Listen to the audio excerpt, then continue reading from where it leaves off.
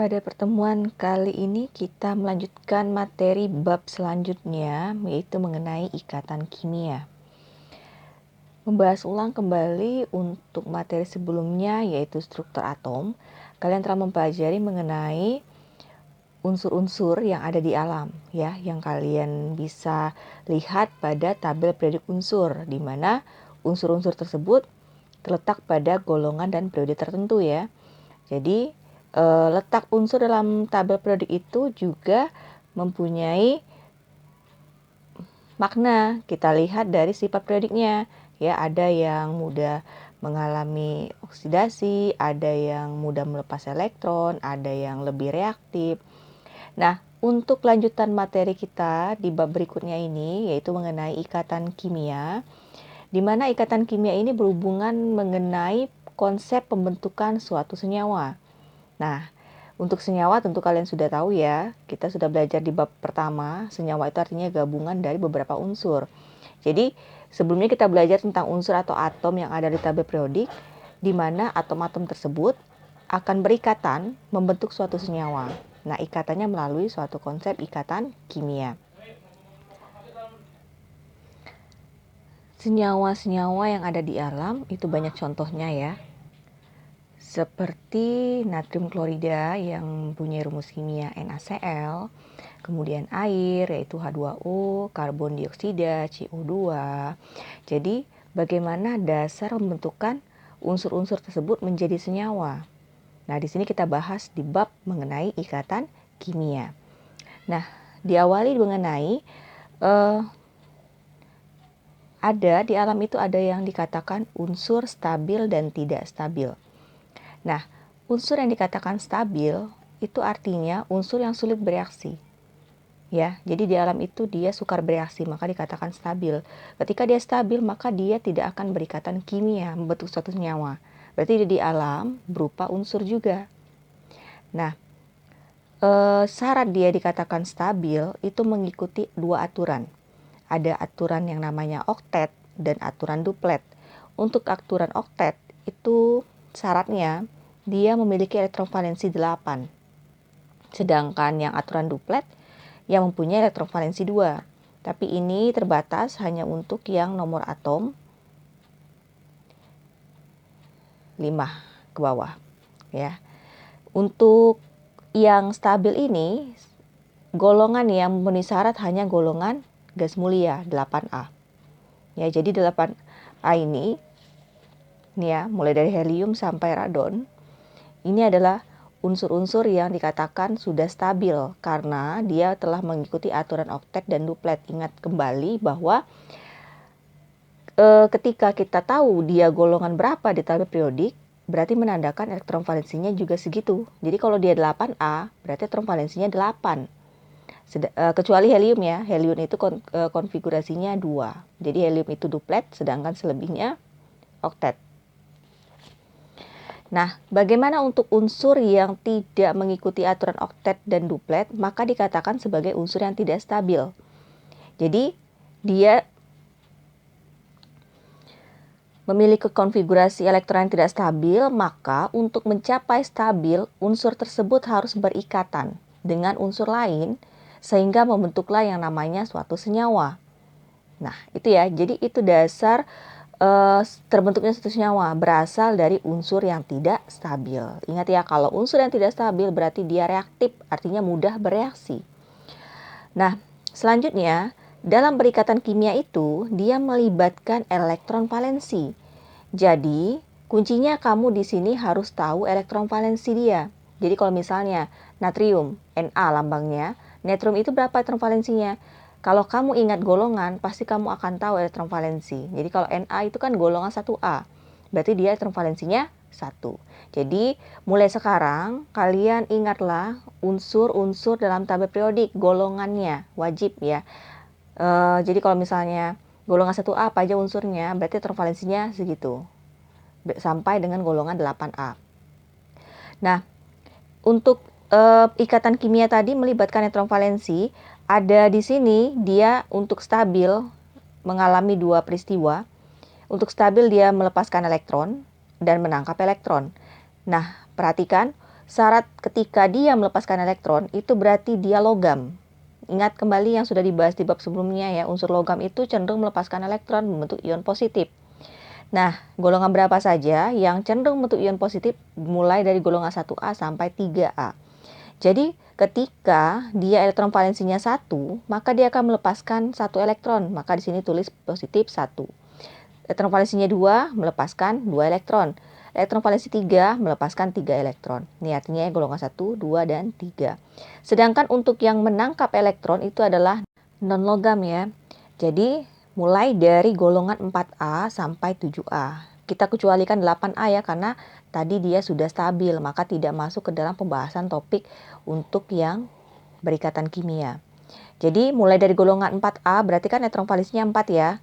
Untuk mencapai 8 mengikuti oktet, maka dia butuh 4 lagi. Maka di sini tandanya minus 4, artinya minus kan menangkap ya. Jadi artinya menangkap 4 elektron. Sedangkan golongan 5A berarti kan elektron valensinya 5. Untuk stabil berarti berapa lagi? Maka dia perlu 3 lagi kan supaya 8, maka bermuatan minus 3, artinya menangkap 3 elektron. Untuk yang golongan 6A, elektron valensinya 6, maka menangkap 2 elektron. Untuk yang golongan 7A, elektron valensinya 7, maka menangkap 1 elektron. Nah, ini perlu kalian pahami terlebih dahulu sebelum kita masuk ke topik yang lebih dalam mengenai jenis-jenis ikatan kimia. Jadi ingat konsep 2 ini ya, konsep logam dan non-logam.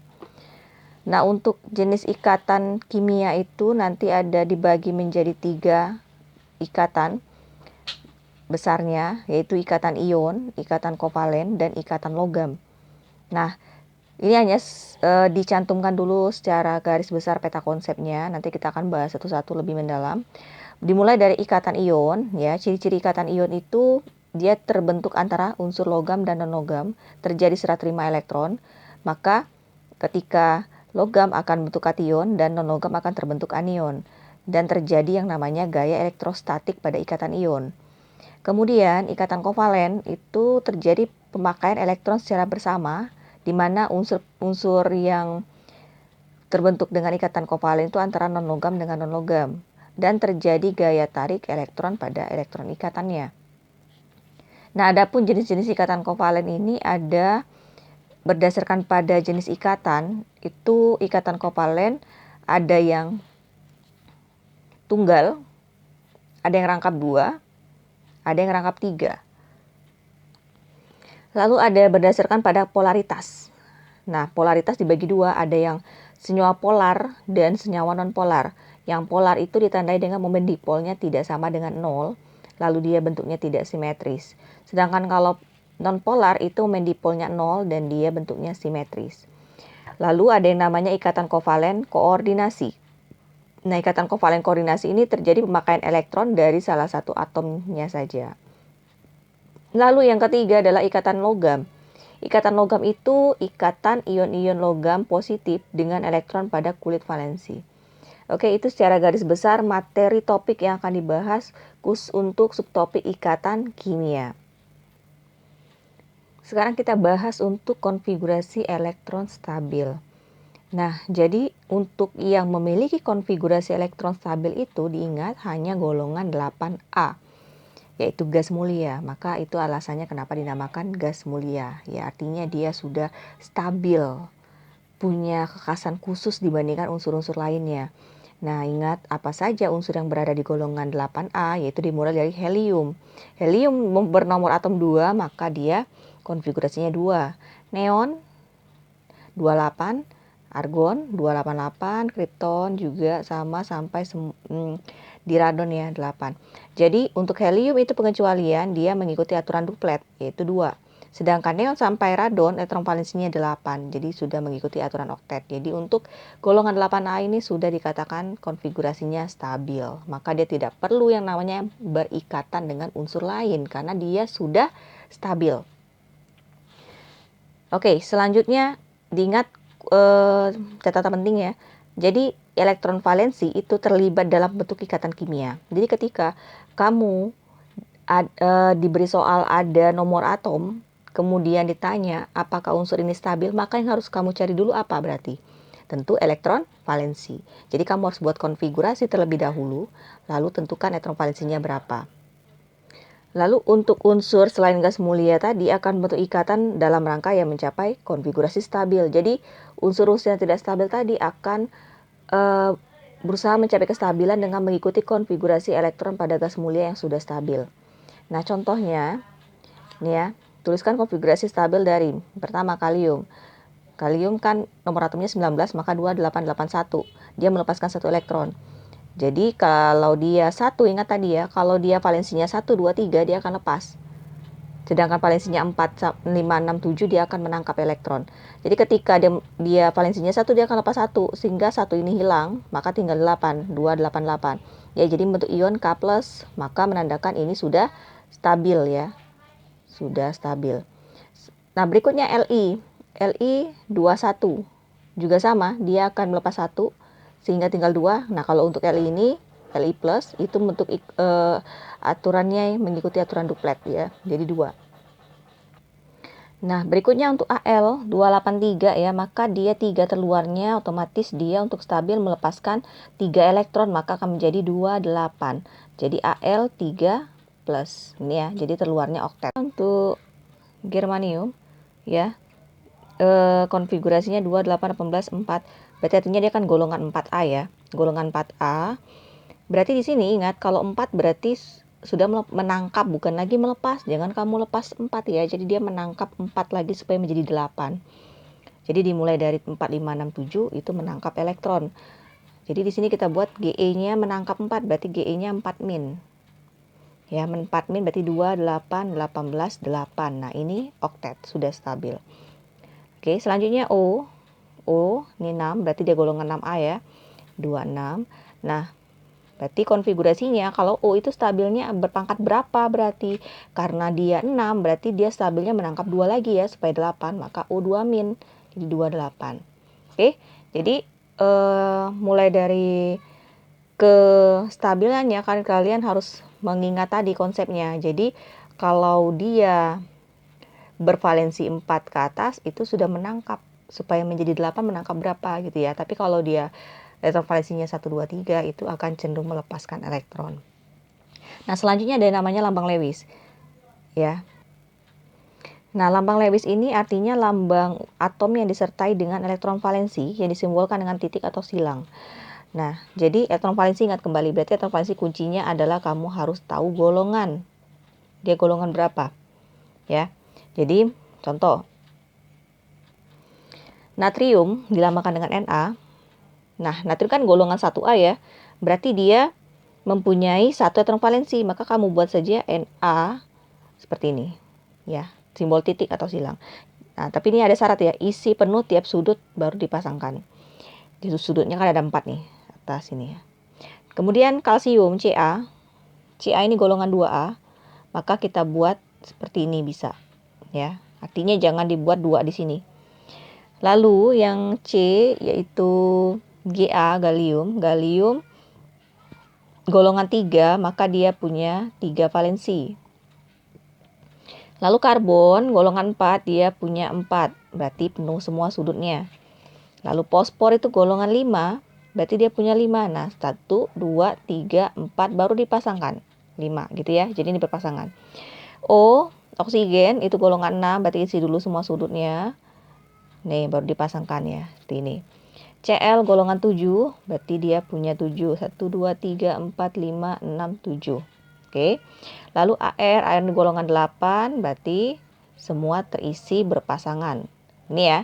Jadi perhatikan dalam pembuatan lambang Lewis. Jadi kalau misalnya tadi misalnya C itu 4, kamu buat seperti ini 1, 2, 3, 4. Ini salah ya. Jadi harus dibuat setiap sudut dengan 1 elektron, baru ketika berlebih dipasangkan.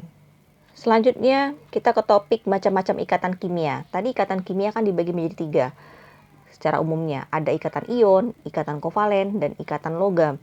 Kita bahas terlebih dahulu yang pertama untuk ikatan ion. Ionik ya. Jadi ikatan ion itu gaya tarik-menarik listrik antara ion yang berbeda muatan. Nah, ada konteks muatan. Berarti dia ada muatan positif dan ada muatan negatif. Nah, ciri-ciri dari ikatan ion itu terjadi yang pertama antara logam dan non-logam. Jadi ingat logam berarti yang golongan 1A sampai dengan 3A. Oh iya, cuman kalian ingat pada golongan 1A itu ada pengecualian hidrogen itu non-logam. Ya, dia wujudnya gas. Jadi untuk hidrogen non-logam, sedangkan selebihnya ke bawahnya itu adalah logam. Untuk yang non-logam, ini golongan 4A sampai dengan 7A. Nah, untuk mereka berikatan, saling berinteraksi adalah dengan terjadi serah terima elektron. Jadi ingat kembali bahwa logam itu dia melepaskan. Nah, kepada siapa dilepaskannya atau diserahkannya elektron itu kepada yang membutuhkan elektron, yaitu non logam. Ya, jadi konsepnya ingat, satu ada yang mau ngasih, ada satu lagi yang mau nerima. Jadi yang memberi itu adalah si logam, yang menerima adalah non logam, sehingga dia pas ya. Terbentuklah suatu ikatan. Nah, untuk contoh soalnya, tentukan senyawa yang dapat dibentuk dari, untuk yang pertama ya, yang A, kalsium dan bromin. Ya, untuk yang A itu kalsium, nomor atomnya 20. Nah, ketika kita buat konfigurasinya ya, berarti kan ini 2882. Nah, ini kan nggak stabil ya, karena terluarnya 2. Maka dia akan membentuklah Ca2+, sehingga menjadi 288 dengan melepaskan 2 elektron. Ini namanya reaksinya. Jadi awalnya Ca menjadi Ca2+ dengan melepaskan 2 elektron. Selanjutnya Br ini kan nomor atomnya 35 tadi ya. 2, 8, 18, 7. Ini ya. Jadi ingat, ini keluarnya 7. Berarti dia stabilnya ngapain? Kalau 7 berarti stabilnya adalah menangkap 1 supaya menjadi 8. Maka dia berpangkat -1. Kalau -1 tulis aja min ya. Nggak usah -1. Min aja. 2, 8, 18, 8. Oke, sehingga di oktet. Nah, kalau dia berarti untuk Br ini akan menangkap 1 elektron menjadi Br min. Jadi konsepnya ketika dia melepaskan elektron, kita buat seperti ini ya. Awalnya Ca berubah menjadi Ca2+ dengan melepas 2 elektron. Nah, jadi kalau letaknya di sebelah kanan, ini artinya terjadi pelepasan. Melepas. Nah, kalau misalnya Br ini kan berarti menangkap 1. Jadi elektronnya kita buat di sebelah kirinya. Jadi Br menangkap 1 elektron menjadi tanda panah ya, Br min. Nah, begini. Ya. Jadi kalau kita buat gabung seperti ini. Digabung reaksinya, maka seperti gabungin reaksi, kita eliminasi elektronnya kali silang. Ya, jadi karena ini 2, ini 1, kita kali silang, ini dikali 1, ini dikali 2. Supaya elektronnya sama-sama habis. Maka jadinya Ca ditambah Br-nya kan dikali 2 nih, berarti 2Br menjadi di ruas kanan yang sebelah sini, Ca-nya kan tadi dikali 1, maka Ca2+ ditambah ini Br min kali 2 berarti 2Br min. Nah, ini namanya persamaan reaksi ion. Reaksi pembentukan ionnya. Ya. Nah, ketika ada 2 Ca2+ bergabung dengan 2 Br min akan dijadikanlah senyawanya CaBr2. Ya. Jadi CaBr2 itu menandakan bahwa ada 1 buah Ca dan 2 buah Br. Kalau dipecah menjadi ion berarti artinya Ca2+ dan 2 Br min. Ketika menjadi senyawa, maka senyawanya kita tulis CaBr2. Nah, itulah yang terbentuk senyawa yang terbentuk antara kalsium dan bromin menjadi CaBr2 atau dinamakan kalsium bromida. Untuk penamaan akan dibahas di bab selanjutnya. Nah, untuk ada satu lagi untuk rumus ya. Ini kan bentuknya reaksi ion, ada yang bentuknya berupa rumus empiris atau rumus Lewis. Kalau rumus Lewis kita buatnya menjadi lambang Lewis tadi. Jadi Ca kan tadi valensinya 2. Valensinya 2 ya, golongan 2A. Maka kita buat seperti ini. Lalu Br itu valensinya adalah 7. Nah, untuk Br 7 berarti seperti ini. Ya. Jadi artinya Ca ini valensi Ca kan mau lepas 2 nih. Dia mau diberikan kepada Br. Sedangkan Br-nya hanya butuh 1. Ya, butuh 1. Nah, maka 1 elektron dari Ca diberikan kepada Br. Tapi satu lagi kemana? Nah, supaya pas, maka Br yang harus disediakan harus 2. Jadi, biar elektron Ca-nya terberikan semua. Nih, ke sini ya. Berarti harus ada 2 Br. Oke, maka jadilah Ca yang sudah lepas 2 akan menjadi 2+ ditambah 2Br. Nih ya, Ca2 plus tambah 2Br min, ini Br ya. Jadi Br-nya tadi ini kan 8 ya, supaya oktet maka dia sudah 8 nih. 1, 2, 3, 4, 5, 6, 7, 8. Nah ini hanya sekedar biar membedakan. Tadi kan yang silang ini menandakan elektron Br. Sedangkan yang titik ini menandakan elektron Ca. Jadi biar Br-nya lengkap pas 8 oktet. Maka ini 1 nih dari Ca tadi yang sudah lepas. Dan Br yang dihasilkan ada 2, karena tadi 2. Dibuatlah 2Br min. Maka kalau kita gabung senyawa yang dihasilkannya CaBr2. Oke, ini secara bentuk rumus Lewis, sedangkan ini proses pembentukan dengan membuat reaksi ionnya. Oke. Soal selanjutnya Al dan N ya. Al dan N. Nah, Al itu dia golongan 3A. Jadi, kamu untuk lebih cepat menjawab soal juga tadi harus fasih golongan. Jadi, kalau kamu sudah ingat dia golongan berapa, maka nggak perlu buat konfigurasi elektron lagi. Karena kita sudah tahu, oh misalnya Al ini golongan 3A, berarti konfigurasi elektronnya pasti nanti akan menghasilkan elektron valensi 3.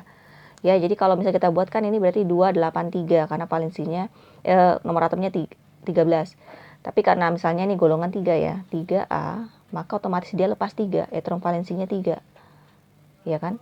Maka dia akan melepas 3, Al menjadi Al3 plus ditambah, karena lepas 3 maka ditambah 3 elektron.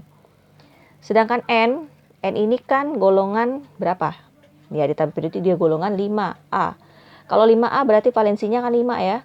Valensinya 5, maka untuk stabil ngapain N? Nah, kalau valensinya 5 kan berarti untuk stabil dia butuh 3 kan supaya jadi 8. Maka N ini butuh 3, artinya nangkap 3 elektron. Menjadi N3 min. Nah, seperti ini. Ya, kalau lebih rapinya ya, jadi kita buat Al menjadi Al3 plus ditambah 3 elektron. Lalu N ditambah 3 elektron menjadi N3 min. Ini reaksi ionnya. Ya. Kemudian kita gabung. Karena sudah sama imbang 3 dan 3. Ingat ya, kalau di kanan berarti ini peristiwa melepas elektron. Kalau elektronnya di kiri berarti artinya peristiwa menangkap.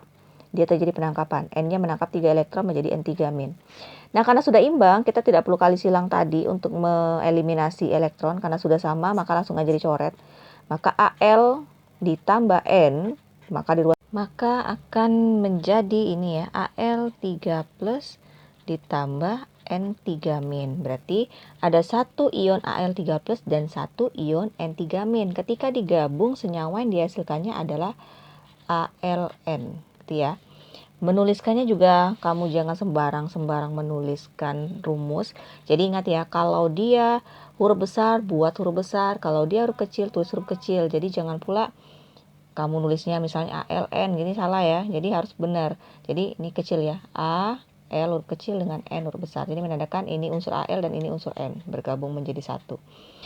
Nah, satu lagi, kalau tadi bentuknya dengan cara ini membuat dengan reaksi ion. Ya. Kemudian kalau kita membuat dengan menggambarkan rumus Lewisnya yang pakai titik silang tadi, Al dengan 3 elektron valensi, lalu N dengan 5 elektron valensi ya. Maka Al mau melepaskan 3 elektron, N mau menangkap 3 kan, karena mereka imbang, satu mau lepas 3, satunya menangkap 3. Maka N yang dibutuhkan hanya cukup 1 saja.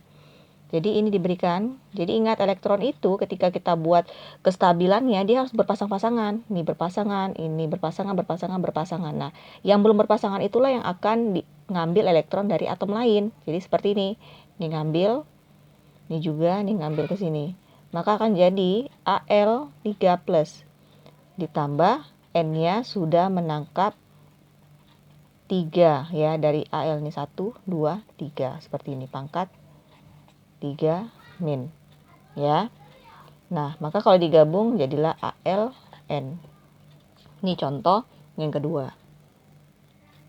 Contoh yang ketiga, magnesium dan fosfor. Apa senyawa yang terbentuk ketika kita menggabungkan antara unsur magnesium dan unsur fosfor? Oke, mulai kita buat dengan cara reaksi ion. Mg itu golongan 2A. Ya, sekarang saya membuatnya dengan singkat saja. Kalau kamu buat konfigurasinya seperti yang contoh pertama tadi boleh. 2 berarti valensinya kan 2. Oke, valensinya 2. Berarti di sini kalau 2, tadi ngapain dia kalau 2? Berarti melepaskan. Berarti Mg-nya melepas 2 elektron. Jangan lupa nulis elektronnya di sini. Lalu P. P ini golongan berapa? Golongan 5 kan? 5A berarti valensinya kan 5. Kalau valensi 5 menangkap berapa? Sp8 menangkap 3. Kalau menangkap elektronnya di sebelah kiri. Menangkap 3 elektron menjadilah P pangkat 3 min. Perhatikan menulis ya. Kalau pangkat tulis berpangkat. Jangan 3 minnya tidak dibuat dalam bentuk berpangkat. Itu salah. Nah, sekarang kita gabung. Ingat, kita mau eliminasi elektron nih. Nah, karena elektronnya nggak imbang, maka kita kali silang biar eliminasi. Kita kali silang, otomatis ini kali 3, ini kali 2 kan, supaya elektronnya sama-sama 6. Maka ini dikali 3, 3 Mg, lalu ini ruas kiri ya, ditambah 2Pi akan jadi 3 Mg2+, ditambah, ini dikali ke sini, 2P3 min. Ini sudah kita coret karena sudah 6 dan 6, maka nggak perlu tulis lagi. Oke, apa senyawa yang diperoleh dari penggabungan dari ion Mg2+ dan P3-. Jadi di sini kita lihat ya. Ini 3 menandakan ada 3 buah ion Mg2+. Lalu ini ada 2 buah ion P3-.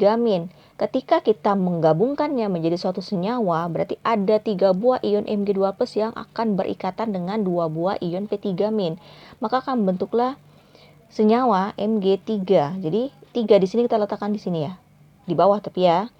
Lalu P-nya ada 2, berarti P2. Oke, seperti ini. Ini adalah senyawa gabungan dari Mg dan P, yaitu membentuk Mg3P2 yang dinamakan magnesium fosfida. Nah, sekarang kalau kita buat secara rumus Lewis. Oke, rumus Lewis yaitu terjadi serah terima elektron tadi, di mana Mg punya 2 valensi dan P punya 5 valensi. Ini ya. Nih. Nah, Mg mau lepas 2 sedangkan P mau nangkap 3. Kan nggak sama, nggak imbang nih mereka. Maka tadi kuncinya kita kali silang supaya mereka imbang, maka elektronnya harus seimbang, samain. Maka Mg-nya tadi kan perlu ada berapa? 3. Maka Mg-nya ada 3 Mg. Dengan P-nya ada 2. Oke, seperti ini. Jadi artinya gini, ketika kamu gabungkan semua elektronnya itu habis semua terserahkan. Dan yang anionnya juga semuanya terpenuhi stabil. Nih ya, P-nya 2. Jadi masuklah Mg-nya ke sini. Lalu ke sini. Nih ya. Lalu yang ini lagi. Ini masih belum pasangan, maka dikasih ke sini. Lalu ini ke sini. Ini ke sini dan ini ke sini. Ya, intinya semua elektronnya berpasangan kuncinya. Lalu kita buatlah Mg-nya kan ada 3. Berarti 3 Mg2+. Lalu P-nya ada 2, berarti 2P. 2P, saya gambarkan di ini ya. Nah, 2P. Oke, 2P 3 min. Maka kalau kita gabung jadilah Mg3P2. Nah, satu lagi kunci dasarnya. Ada cara singkat dalam menentukan rumus kimia suatu senyawa. Misalnya tadi Mg dan P itu apa tadi ya? Mg3P2. Itu kan kita tadi menuliskannya dengan berproses kan. Berproses, dapatlah Mg3P2 atau melalui seperti ini Mg3P2. Nah, ada cara singkat dalam menentukannya. Cuman ini hanya berlaku kalau kamu mengerjakan soal-soal yang membutuhkan waktu yang cepat ya. Tapi kalau misalnya soal uraian dan esai, kamu harus membuat langkah step seperti tadi dalam menentukan senyawa yang dibentuknya. Nah, kalau cara singkat kita hanya bermain di pangkat ionnya. Jadi misalnya ada unsur X dan Y. Anggaplah ini logam, ini non logam. Kalau logam kan berarti berpangkat positif, non logam negatif. Misalnya ini M plus, ini N min. Kita anggaplah ya. Nilainya M dan N. Nah, terjadi kali silang. Ini kita kali silang. Jadi ini dikali silang ke sini. Ya, lalu yang ini kali silang ke sini. Maka akan jadi XNYM. Oke. Kalau kita ambil contoh tadi ya, Mg dengan P. Mg golongan 2. Kalau golongan 2 berpangkat berapa? 2 plus kan? Nah, maka 2 plus. Lalu P. P golongan berapa? Golongan 5. 5 itu berpangkat berapa? 3 min. Maka kita buat 3 min. Jadi artinya ini kalau kamu sudah fasih dalam mengingat golongan, maka kamu akan bisa menentukan pangkat ionnya. Nah, ketika kamu sudah dapat pangkat ionnya, kali silang aja. Jadi ini 2, ini 3. Maka kali silang berarti Mg-nya dikali 3, P-nya dikali 2. Maka jadinya Mg3P2. Nah, ini cara cepatnya ya, sama seperti dengan ini. Ini prosesnya. Alur kamu bisa paham konsep di ikatan ion, lihat ke sini. Nah, kalau ini singkat untuk mendapatkan bentuk senyawanya. Cuma nanti kalau soal uraian atau esai saya meminta yang cara proses dapatnya ya, biar lebih paham. Nah, pangkat ini dikali silang ketika dia tidak imbang. Kalau dia imbang misalnya Mg2 plus dengan O2 min. Nah, ini kan imbang nih, sama-sama 2. Tidak perlu kamu tulis kalau kamu buat Mg2O2 ini salah. Ya, karena dia sudah imbang. Kalau imbang nggak perlu lagi kali silang, langsung aja MgO. Ingat ya, jadi kali silang itu terjadi kalau pangkatnya berbeda. Ini kalau sudah imbang artinya kan dia melepaskan 2 elektron nih. Ini menangkap 2 elektron. Berarti pas Mg-nya hanya butuh 1, O-nya hanya butuh 1 biar dia bergabung menjadi satu senyawa. Jadi hanya Mg dan O. Terbentuklah MgO. Sama dengan Al tadi, Al3 plus N3 min kan sudah sama nih, 3 dan 3, maka jadilah AlN. Oke, jadi ingat kali silang itu dipakai ketika pangkatnya tidak imbang. Maka pakai kita kali silang. Oke, demikian untuk topik ikatan ion.